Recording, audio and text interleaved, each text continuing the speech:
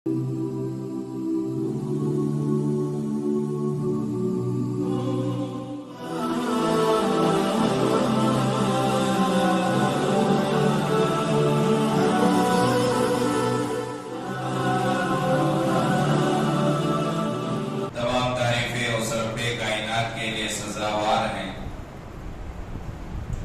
رب کائنات نے ہم تمام کو ایک مختصر سی زندگی دے کر دنیا میں بھیجا ہے،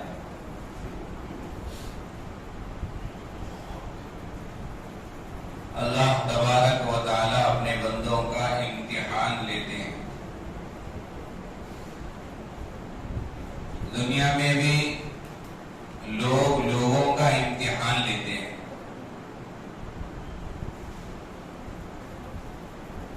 امتحان جس بندے کا بھی لیا جاتا ہے، امتحان لینے کے دو مقصد ہیں۔ ایک امتحان اس لیے لیا جاتا ہے کہ میں دیکھنا چاہتا ہوں کہ یہ بندہ اس امتحان میں کامیاب ہونے کے لائق ہے کہ نہیں ہے۔ یہ امتحان میں کامیاب ہوگا یا نہیں ہوگا، یہ امتحان پار کرے گا کہ نہیں کرے گا، دیکھنا چاہتے ہیں۔ چلو دیکھ لیں گے کہ یہ کام اس سے ہوگا نہیں ہوگا، یہ اس کام کو اچھے سے نبھائے گا کہ نہیں نبھائے گا۔ اس طرح کا امتحان ہوتا ہے۔ باپ کبھی دیکھنا چاہتا ہے بیٹے کو امتحان لے کر کہ میرا بیٹا یہ کام کر سکے گا کہ نہیں کر سکے گا۔ تو یہ امتحان کا طریقہ سامنے والے کو آزمانا، سامنے والے کے تعلق سے یہ معلوم کرنا کہ یہ کام جو میں اس سے لے رہا ہوں، یہ اس کام کو کرے گا یا نہ کرے گا۔ امتحان کا ایک دوسرا بھی طریقہ ہے۔ پہلا جو طریقہ میں آپ کو بتایا، یہ اکثر اس لیے ہی امتحان لیا جاتا ہے کہ یہ کر سکتا ہے کہ نہیں کر سکتا، کامیاب ہو سکتا ہے کہ نہیں ہو سکتا۔ اور دوسرا طریقہ کیا ہے؟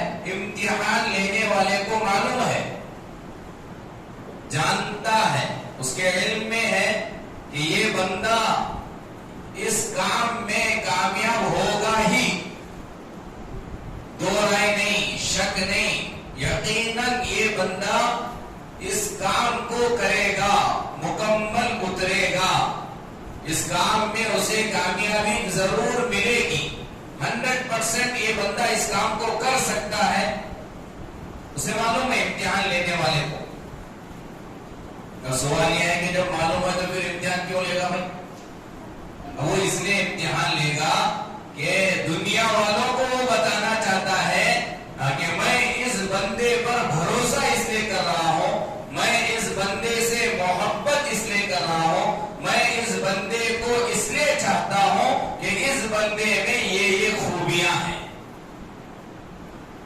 لوگ پوچھتے ہیں کیوں بھئی آپ اسے اتنا زیادہ کیوں چاہتے ہو؟ اب وہ چاہنے کی وجہ بتانا ہے لوگوں کو کہ میں اسے اس لیے چاہتا ہوں کیونکہ اس میں یہ چیزیں ہیں، یہ خوبیاں ہیں جو دوسروں میں نہیں ہیں، اس لیے میں اسے چاہتا ہوں۔ یہ دوسرا امتحان کا طریقہ، خود کو تو معلوم ہے کہ یہ بندہ، یہ اسٹوڈنٹ اس امتحان میں کامیاب ہوگا، یقین ہے، لیکن لوگوں کو بتانے کے لیے پھر بھی امتحان لیا جاتا ہے۔ یہ بنیادی بات اس لیے کہہ رہا ہوں کہ اللہ نے حضرت ابراہیم علیہ السلام کا قربانی کے نام پر امتحان لیا۔ وہ کون سا امتحان تھا؟ پہلے نمبر والا کی دوسرے نمبر والا؟ اللہ تعالی حضرت ابراہیم امتحان میں کامیاب ہوں گے نہیں ہوں گے یہ دیکھنے کے لیے امتحان نہیں لیے۔ اللہ تعالیٰ پہلے نمبر کا امتحان حضرت ابراہیم سے نہیں لیے۔ ابھی قربانی کے دن آنے والے ہیں، بقرعید کا موقع آ رہا ہے، اسی مناسبت سے یہ عنوان ہے، یہ مضمون ہے آج کا کہ حضرت ابراہیم علیہ السلام کے اللہ تعالیٰ ایک امتحان نہیں، امتحان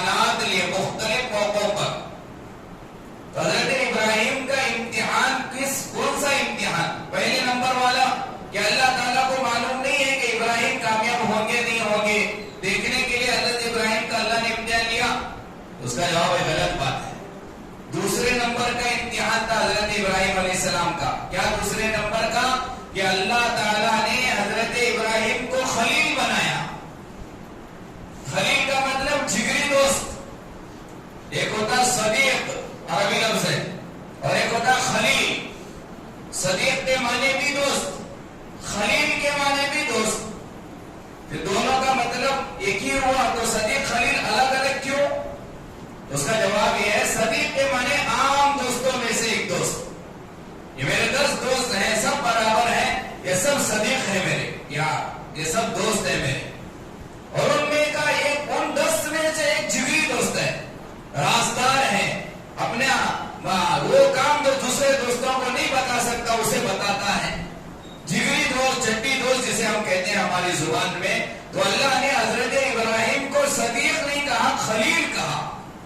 جگری دوست بنایا اللہ نے. اللہ بنا رہا ہے. ایک دنیا کا بڑا انسان اگر کسی کو خلیل بنا لیتا تو ہم اسٹیٹس رکھ کر فیس بک میں اپلوڈ کر کے واٹس ایپ میں پھیلا کر مجھے اس نے خلیل بنایا. ابھی بیٹی صاحب MLA بنی, کون اس کے بازو پڑتا سب اسٹیٹس میں ڈال رہی فوٹو سب نے. یہ ہماری دنیا کا رواج ہے. دنیا کے معمولی انسان عہدے دار بن جائے, اس کے پاس کھڑے ہو کر فوٹو لے کر لوگوں کو ہم دکھاتے ہیں.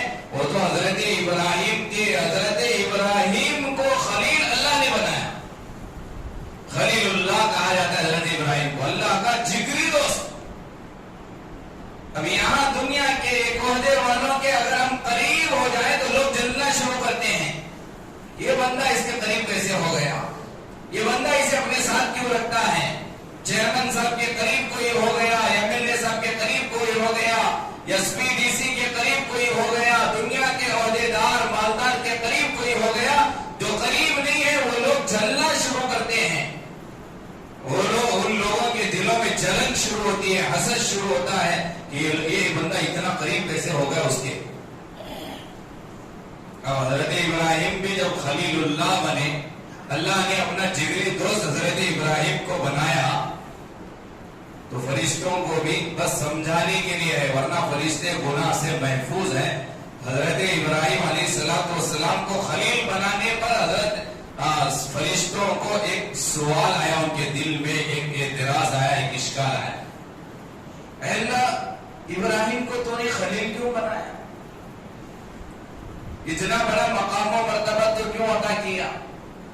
ویسا ان کے اندر کیا تو نے دیکھا؟ خلیل کسی کو قریب اگر کوئی کیا ہے, قریب کرنے کا کوئی نہ کوئی مقصد تو ہوتا ہے, کوئی نہ کوئی خوبی, کوئی نہ کوئی صفت, اچھا کام, اچھی صفت دیکھے ہوں گے جبھی تو قریب کیا ہوں گے. اللہ تعالی خالق کائنات, سارے انسانوں کو پیدا کرنے والا خدا, سارے خزانوں کا مالک, موت و حیات کا مالک, روزی دینے والا, موت دینے والا, زندگی دینے والا, شفا دینے والا, بیماری میں مبتلا کرنے والا, حالات کو بدلنے والا اللہ اگر کسی کو اپنا جگری دوست بنایا ہے تو اللہ بھی دیکھا ہوگا کہ ابراہیم میں کچھ تو ہے. اب ادھر فرشتوں کا سوال, اللہ حضرت ابراہیم کو تو اپنا خلیل کیوں بنایا, جگری دوست کیوں بنایا؟ اللہ تعالیٰ زبان سے فرشتوں کو کوئی جواب نہیں دیا. دنیا کے اندر جو حضرت ابراہیم پر جلتے تھے, حسد کرتے تھے, انہیں بھی اللہ تعالیٰ کا جواب نہیں دیا. اللہ تعالیٰ حضرت ابراہیم سے امتحانات لیے اور پوری دنیا کو اللہ نے بتایا. قیامت تک آنے والے انسانوں کو اللہ تعالیٰ سمجھایا, یہ ابراہیم جو خلیل بنا وہ ان وجوہات کی بنیاد پر, ان خوبیوں کی بنیاد پر, ان قربانیوں کی بنیاد پر جو ابراہیم کے علاوہ دوسرے نہیں دیے اس زمانے میں. پہلا امتحان کون سا تھا؟ خلیل بننے کے لیے پہلا امتحان حضرت ابراہیم کا کون سا تھا؟ سب سے پہلا امتحان قرآن کہتا ہے, وَاتْلُ عَلَيْهِمْ نَبَأَ إِبْرَاهِيمَ إِذْ قَالَ لِأَبِيهِ يَا أَبَتِ لِمَ تَعْبُدُ مَا لَا يَسْمَعُ وَلَا يُبْصِرُ وَلَا يُغْنِي عَنْكَ شَيْئًا يَا أَبَتِ إِنِّي قَدْ جَاءَنِي مِنَ الْعِلْمِ مَا لَمْ يَأْتِكَ فَاتَّبِعْنِي أَهْدِكَ صِرَاطًا سَوِيًّا يَا أَبَتِ لَا تَعْبُدِ الشَّيْطَانَ إِنَّ الشَّيْطَانَ كَانَ لِلرَّحْمَنِ عِصِيًّا يَا أَبَتِ إِنِّي أَخَافُ أَن يَمَسَّكَ عَذَابٌ مِّنَ الرَّحْمَنِ فَتَكُونَ للشیطان ولیا. یہ پہلا امتحان حضرت ابراہیم کا قرآن کھول کھول کر بیان کرتا ہے. حضرت ابراہیم علیہ السلام کی عمر جب زیادہ ہوئی، حضرت ابراہیم علیہ السلام کو جب نبوت ملی، حضرت ابراہیم علیہ السلام کو توحید کی دعوت دینے کا حکم ملا. حضرت ابراہیم جس گھر میں پیدا ہوئے تھے اس گھر کا جو ذمہ دار تھا آزر، جس کا نام ہے قرآن میں جس کا تذکر آتا ہے نام کا آزر، اس کے اندر 3 چیزیں تھے. آج ہمارے گھروں کی طرح نہیں تھا وہ گھر حضرت ابراہیم کا. تھوڑا سوچیں کیسے امتحانات تھے حضرت ابراہیم کی. 3 چیزیں تھے حضرت ابراہیم کے والد آزر، یا تو باپ تھا یا چچا تھا، اختلاف ہے روایت میں. جس گھر میں حضرت ابراہیم کی ولادت ہوئی، پیدائش ہوئی، حضرت ابراہیم کی ولادت آزر کے گھر میں ہوئی. آزر یہ حضرت ابراہیم کے ابا تھے یا یہ چچا تھے، خیر جو بھی ہوں گے وہ ذمہ دار تھے گھر کے. ان میں 3 باتیں تھیں. نمبر 1 وہ بت فروش تھے، نمبر 2 وہ بت ساز تھے، نمبر 3 وہ بت پرست تھے. یہ 3 چیزیں تھیں ان میں. ایسے بندے کو دعوت دینا جن کے اندر یہ 3 صفات ہیں، بت ساز، بت فروش، بت پرست. کیا مطلب ہے؟ تینوں فارسی لفظ ہیں. بت ساز حضرت ابراہیم کے گھر کا ذمہ دار بڑا، جن کی باتیں گھر کے سب لوگ سننا، جن کا حکم گھر والے ماننا، جو ذمہ دار تھا، گھر سنبھالتا تھا، اخراجات برداشت کرتا تھا، کھانے کا نظام کرتا تھا. وہ 3 صفات تھے. ایک بت ساز تھا، وہ گھر میں بتوں کو بناتا تھا، تیار کرتا تھا. یہ پہلی صفت حضرت ابراہیم کے والد یا چچا کی، بت ساز، بتوں کو بنانا. نمبر 2 بت فروش، اس کا بزنس ہی بتوں کو بیچنا، بت بنا کر بتوں کو بیچنا ہی اس کا بزنس، اس کی تجارت. اور نمبر 3 ان بتوں کی عبادت بھی کرنا. بت ساز بھی، بت فروش بھی، بت پرست بھی، بت بناتا تھا بھی، بت بیچتا تھا بھی، اور بتوں کی عبادت بھی کرتا تھا. تھوڑا سوچیں، جس گھر میں بت تیار ہوتے ہوں، جس گھر کا ذمہ دار ان بتوں کو بیچ کر گھر چلاتا ہو، اور اس گھر کا ذمہ دار بتوں کی عبادت کرتا ہو، اس کے دل میں بتوں کی کتنی محبت ہوگی. تھوڑا سوچیں. یہ تینوں چیزیں جس گھر میں کر رہے ہیں، بت بن بھی رہا ہے، بت بیچا بھی جا رہا ہے، اور بتوں کی عبادت بھی ہو رہی ہے، تو آزر کے دل میں بتوں کے تعلق سے کتنی محبت ہوگی، کیسی گہری محبت ہوگی بتوں کی. اس گھر کے ذمہ دار کو بولنا کون ہے؟ اس سے اگر بڑا بولتا تو بات چل جاتی. اب بڑے کو چھوٹا بولنا اور چھوٹے کی بات بڑا ماننا یہ بہت مشکل کام ہے. بیٹے کو باپ بول دے، بیٹا مانے گا. باپ کو بیٹا سمجھائے، اور زندگی بھر جس کام کو باپ نے کیا اس کام سے دور رکھنے کے لیے بیٹا اگر باپ کو کہے تو باپ ماننے کے لیے تیار نہیں ہوتا. وہی بیٹا دادا کو بولنا چاہے، دادا نہیں مانے گا، دادا کی بات پوتا مانے گا. اب یہ گھر کا ماحول تھا حضرت ابراہیم کا. یہ تاریخ ہے، قرآن کے اندر تفصیل سے اللہ نے حضرت ابراہیم علیہ السلام کی سیرت کو بیان کیا. یہ پہلا امتحان حضرت ابراہیم کا، جس گھر میں پرورش ہوئی، جس گھر میں تربیت ہوئی، جس گھر میں حضرت ابراہیم کا بچپنا گزرا، جس گھر میں حضرت ابراہیم کھا پی کر بڑے ہوئے، جوان ہوئے، اس گھر میں یہ ساری چیزیں تھیں. اس گھر میں بت تیار ہوتا تھا، اس گھر کا ذمہ دار بتوں کو بیچتا تھا، اس گھر کا ذمہ دار بتوں کی پوجا کرتا تھا. اب اللہ تعالیٰ کہتا ہے وَاتْلُ عَلَيْهِمْ، اے امت محمدیہ، اے محمد رسول اللہ کی امت، اے محمد صلی اللہ علیہ وسلم، نبا ابراہیم کے واقعے کو پڑھو، مطالعہ کرو. قربانی کسے کہتے ہیں؟ گائے ذبح کرنے کا نام قربانی نہیں ہے، بکرا ذبح کر کے گوشت کھانے کا نام قربانی نہیں ہے. یہ ذی الحجہ کا مہینہ، یہ قربانی کے دن، یہ حضرت ابراہیم کی سیرت ہمیں یاد دلاتی ہے، اور حضرت ابراہیم کی طرح قربانی مانگتا ہے اللہ ہم سے. پہلا امتحان اس گھر میں پیدا ہوئے. اب قرآن کہتا ہے اِذْ قَالَ لِأَبِيهِ يَا أَبَتِي، اب حضرت ابراہیم نے اپنے ابا سے کہا یا ابتی، اے میرے والد محترم. اب دعوت دے رہے ہیں، سمجھا رہے ہیں، دین سمجھا رہے ہیں. مسلمان کو دین کی باتیں بولنا آسان ہے، مسلمان جو نہیں ہے اسے دین کی باتیں سمجھانا مشکل ہے. حضرت ابراہیم کے زبان سے کیا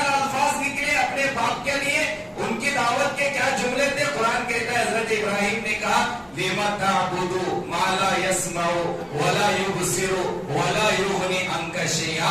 पहली बात हजरत इब्राहिम ने की, या अबदी, ऐ अब्बा, लिमा ताबुदु, क्यों इबादत करते हो ऐसे बुतों की, लिमा ता मा ला यस्मा, जो ना सुन सकते हैं। ये जो बुत तुम बना रहे हो, ये बुत जो तुम बेच रहे हो, इन बुतों के सामने जो अपना सर तुम टेक रहे हो, ऐसे ये बुत हैं, इनके अंदर ये बुराइयां हैं। माबूद सुनता है, जो ना सुने वो माबूद कैसे हो गया? माबूद वो कहलाता है जो हमारी बातों को सुने। जब सुनेगा नहीं तो फिर हमारी बातों को पूरा कैसे करेगा? अकल मारे गई। आज भी ऐसों की इबादत होती है जो सुन नहीं सकते। तो खैर हजरत इब्राहिम ने कहा, लिमा ताबुदु, क्यों ऐसे बुतों की इबादत करते हो, माला यस्मा, जो ना सुन सकते हैं। चलो सुन नहीं सकते तो देख सकते हैं।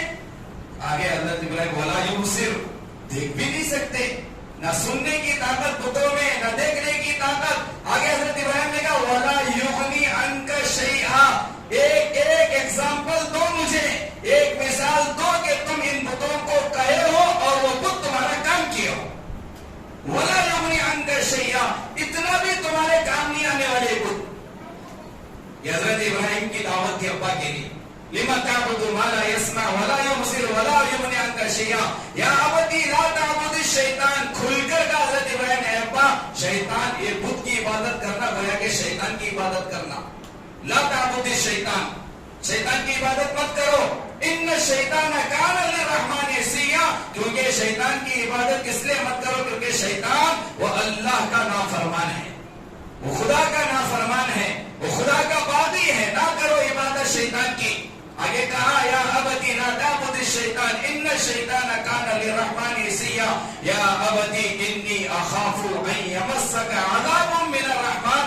आगे कहा, है मेरे वालिद मोहतरम, इन्नी अखाफु, मैं तुम्हें डरा रहा हूँ। किस चीज से डरा रहा हूँ? अन यमस्सक अज़ाबुम मिनर रहमान, अगर तुम मेरी बात नहीं माने, मेरी बात नहीं सुने, मेरी बात पर अगर अमल नहीं किए, ऐसा ना हो कि इन कामों में मुब्तला होने की वजह से, बुत परस्ती की वजह से अल्लाह का तुम पर अजाब ना आ जाए।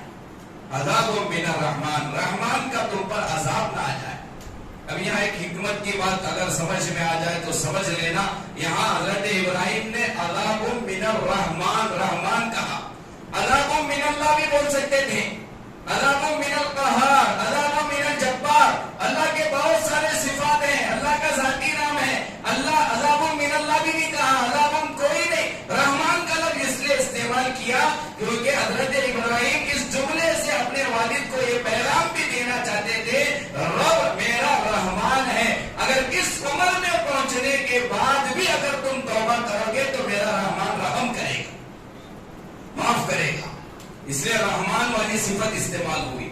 कुरान कहता है, अज़ाबुम मिनर रहमान, रहमान के अजाब से।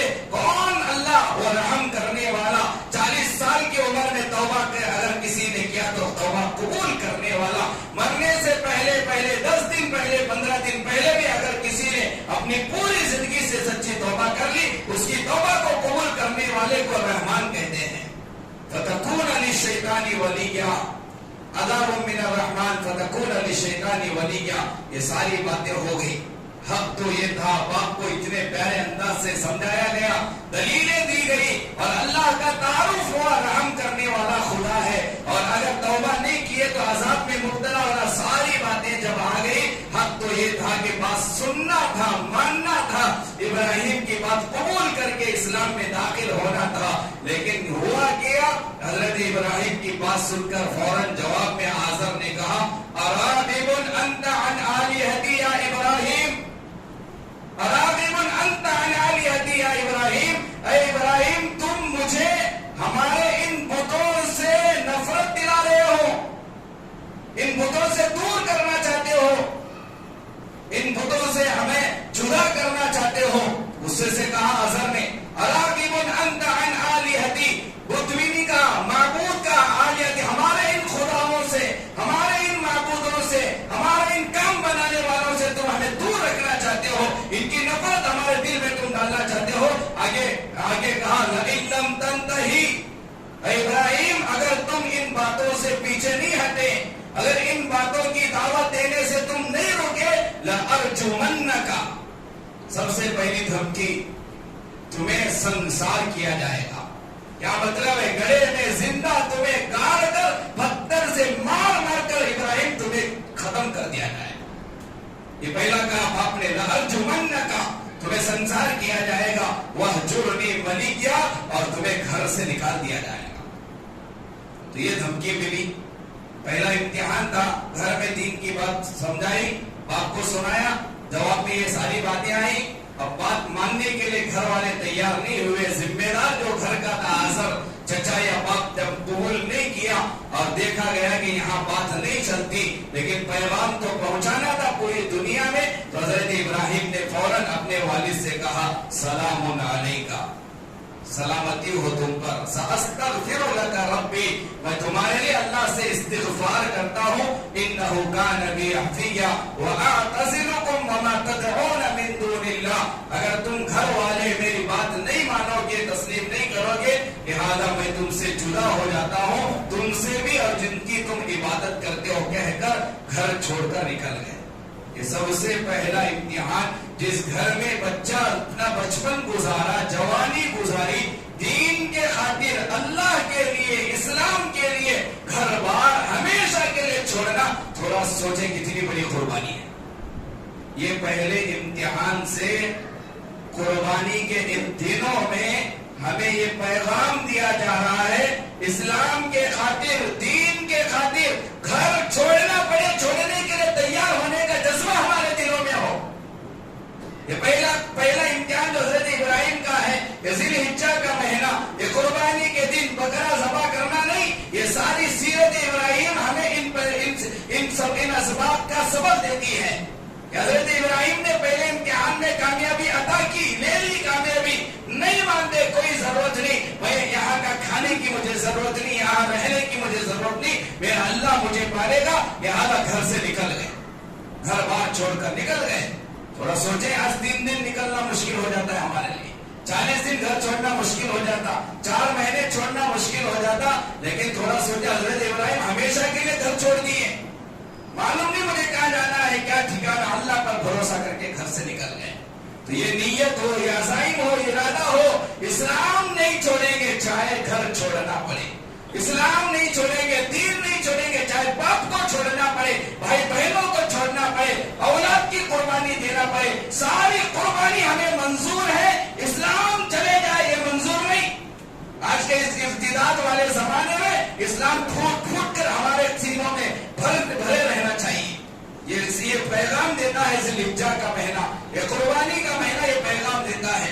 ہم نکلے، ہمت نہیں ہارے، کونے میں جا کر روتے نہیں بیٹھے، گھر چھوڑ کر آ گیا، کیا ہوگا، کہاں جاؤ.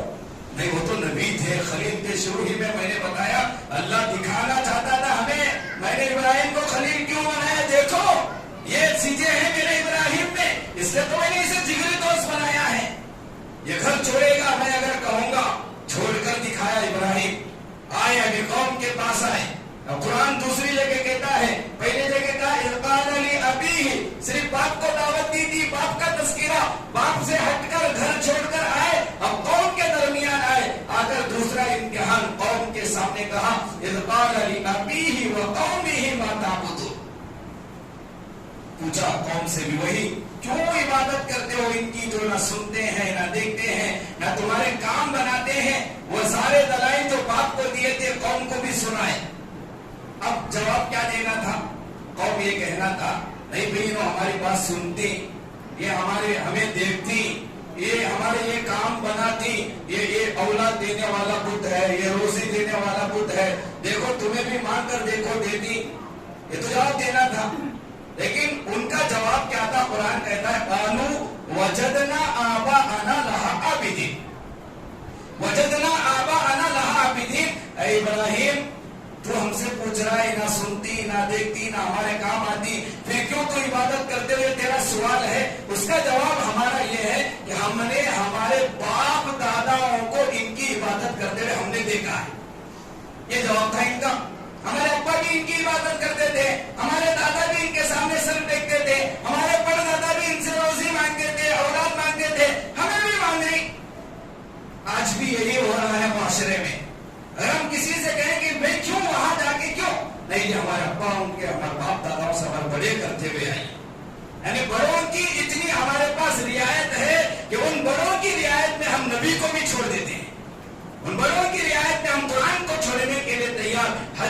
چھوڑنے کے لیے تیار, شریعت کو چھوڑنے کے لیے تیار. میں مثالیں نہیں دیتا, بہت مرتبہ پوچھا جاتا ہے, میں کھل کر کے کمروں میں 40واں نہیں, ہمارے ابا دادا کرتے ہیں یہ رسم, شادی کی یہ رسومات نہیں, ہمارے گھر کے بڑے کرتے رہے. بھائی بڑوں کو نہیں دیکھنا, قرآن کو دیکھنا, حدیث کو دیکھنا, شریعت کو دیکھنا.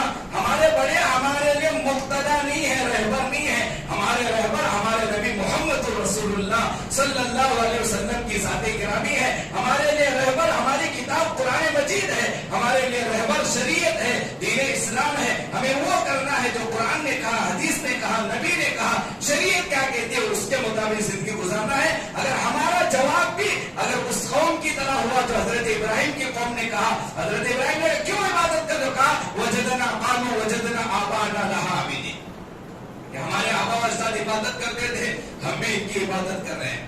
تو خیر حضرت ابراہیم علیہ السلام کی بات قوم نے بھی نہیں مانی. 6-7 امتحانات ہیں, دوسرے امتحان یہ میں وقت ہو گیا, قوم نہیں مانی. اب تیسرے قوم, یہ معاملہ قوم سے ہٹا, اب یہ سارا دوسرے امتحان میں حضرت ابراہیم علیہ السلام کے بتوں کا توڑنے والا معاملہ بھی آیا. پھر یہ سارا معاملہ بادشاہ کے پاس گیا. اب وہ بادشاہ نمرود کے پاس تیسرا امتحان. انشاءاللہ آئندہ جمعہ ہمارا تیسرا امتحان سے بات آگے کنٹینیو ہوگی. آپ حضرات سے درخواست ہے تھوڑا شروع میں جلدی آیا کریں, آئیں گے انشاءاللہ. اکثر ہمارے